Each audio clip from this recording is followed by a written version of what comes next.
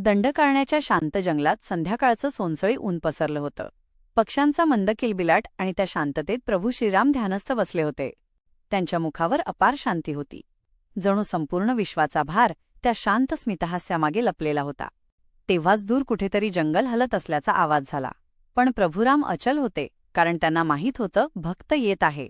क्षणभरात वानर रूपातील हनुमान प्रकट झाले. बलवान शरीर, पण त्याहून विशाल हृदय. डोळ्यांत नम्रता आणि श्वासात फक्त एकच नाव, राम. हनुमानांनी हात जोडले, मस्तक झुकवलं आणि मनातच म्हणाले, प्रभू, माझं सामर्थ्य माझं नाही, ते तुमच्या नावात आहे. प्रभू श्रीरामांनी डोळे उघडले. त्यांच्या नजरेत करुणा होती आणि स्मितहास्यात अपार स्नेह. ते शांतपणे म्हणाले, हनुमाना, जो स्वतःला विसरतो तोच खरा सेवक असतो. त्या शब्दांनी हनुमानांचं हृदय भरून आलं. तो क्षण फक्त भेटीचा नव्हता, तो आत्मिक नात्याचा होता.